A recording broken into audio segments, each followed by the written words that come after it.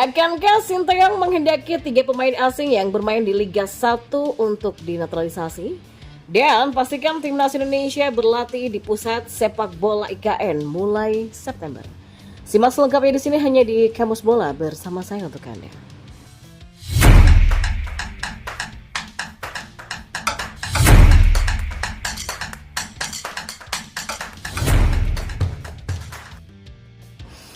Ya, naturalisasi pemain asing menjadi WNI telah menjadi topik yang hangat untuk dibahas, terutama dengan keinginan untuk memperkuat timnas Indonesia di berbagai kompetisi internasional.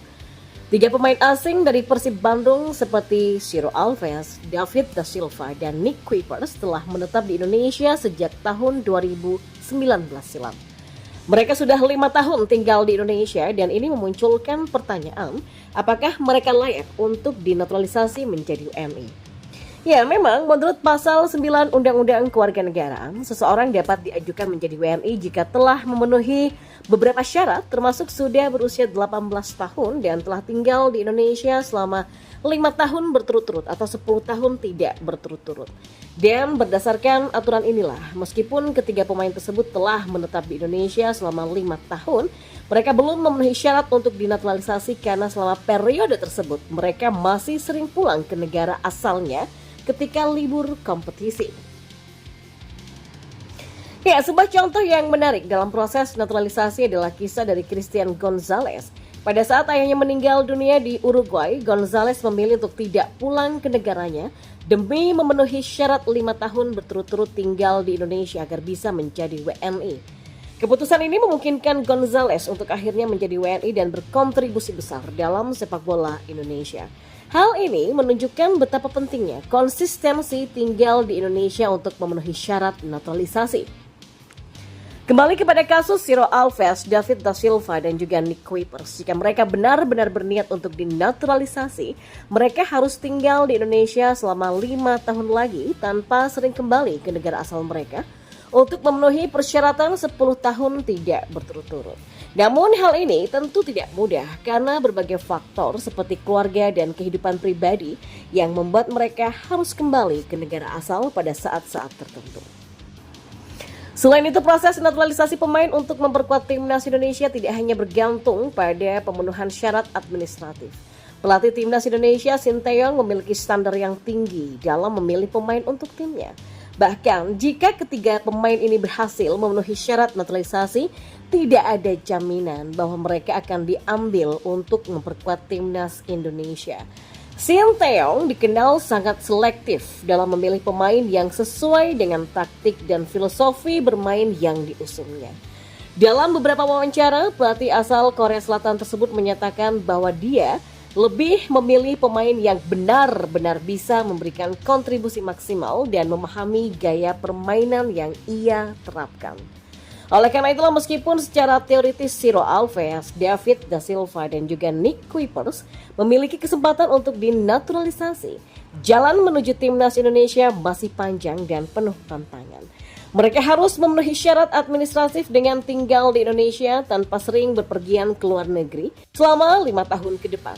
Ya, selain itu mereka juga harus membuktikan bahwa mereka layak mengenakan seragam timnas Indonesia dengan menunjukkan performa yang konsisten dan juga sesuai dengan standar tinggi yang diharapkan oleh pelatih Sinteyong.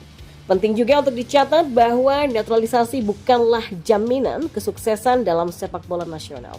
Meskipun banyak pemain asing yang sudah dinaturalisasi dan memberikan dampak yang positif, proses ini juga harus dilakukan dengan mempertimbangkan kebutuhan tim, kualitas pemain lokal, dan perkembangan sepak bola di Indonesia secara keseluruhan.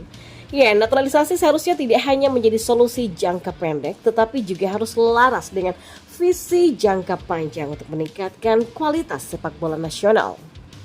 Proses naturalisasi Ciro Alves, David da Silva, dan juga Nick Kuipers untuk memperkuat timnas Indonesia adalah sebuah kemungkinan yang menarik, namun memang penuh dengan tantangan. Selain harus memenuhi persyaratan administratif, mereka juga harus memenuhi standar yang ditetapkan oleh pelatih Sinteyong. Ya, keputusan untuk menaturalisasi pemain asing harus dilakukan dengan hati-hati, memastikan bahwa langkah ini akan membawa manfaat jangka panjang bagi sepak bola Indonesia. Dan kita beralih ke informasi bola yang lainnya. Ya, Presiden Jokowi mengumumkan bahwa tim nasional Indonesia akan mulai menggunakan lapangan latihan di pusat pelatihan sepak bola yang berada di Ibu Kota Nusantara atau IKN Kalimantan Timur pada bulan September mendatang. Hal ini disampaikan Presiden setelah meninjau langsung fasilitas tersebut pada hari Selasa. Saya kemarin tanya ke Ketua PSSI, September akan dipakai karena ini kan sudah jadi 2,5 lapangan ya, kata Jokowi.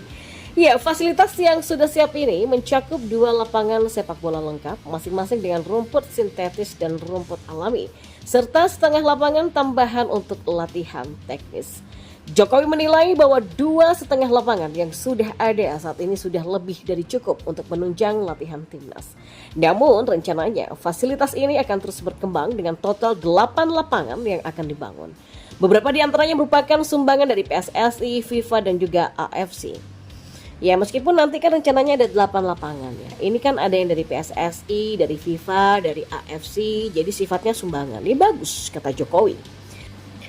Ya, pusat pelatihan sepak bola di IKN ini berdiri di atas lahan seluas 34,5 hektar, dilengkapi dengan asrama yang mampu menampung 138 orang.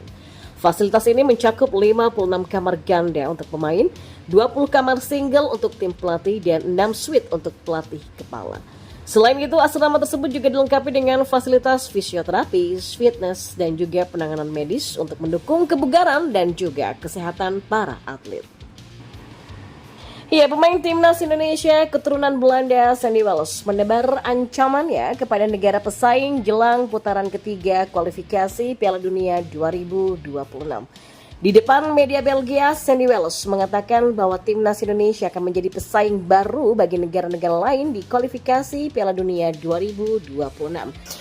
Nah, melihat negara-negara pesaing tersebut, tampaknya timnas Indonesia menjadi tim pertama yang tidak diunggulkan untuk melaju ke babak selanjutnya. Hal ini memang karena ranking FIFA dari timnas Indonesia yang paling rendah di antara negara-negara lain, yakni hanya menempati urutan 133. Ya, melihat situasi tersebut, bintang timnas Indonesia keturunan Belanda yakni Sandy Wallis kemudian angkat bicara mengenai peluang negaranya di ronde ini. Sandy Wallis mengatakan bahwa dia dan pemain timnas Indonesia lainnya bakal datang dengan motivasi tinggi ke putaran ketiga kualifikasi Piala Dunia 2026. Saya mengatakan kepada rekan-rekan setim ini adalah pertandingan yang ingin kami mainkan. Saya yakin kami membuat kemajuan besar sebagai tim nasional dan itu adalah progres yang bagus. Jadi pertandingan ini adalah pertandingan yang akan memberikan Anda pelajaran, ujarnya. Menurutnya, timnas Indonesia akan menjadi ancaman baru bagi negara lain di kualifikasi Piala Dunia 2026 dengan statusnya sebagai tim kuda hitam. Kondisi ini bahkan mulai disadari oleh tim pesaing seperti Jepang, Australia, Bahrain, sampai China yang bakal mewaspadai timnas Indonesia. Maka dari itulah serupa dengan pelatih Sinteyong, Sandy Wallis percaya bahwa timnas Indonesia akan mengklaim setidaknya peringkat keempat di grup C. Saya percaya kami harus menetapkan tujuan untuk berada di 4 besar di grup kami. Ya, posisi 3 dan 4 akan menjadi posisi yang baik jika kami bersaing dengan baik dan kemudian kami masih bisa punya babak playoff, kata Sandy Wallis kepada media Belgia dengan tegas. Di depan media Belgia, Sandy percaya diri jika timnas Indonesia bisa melangkahi Bahrain dan juga China untuk berebut posisi 4 besar fase grup dan lolos ke putaran selanjutnya.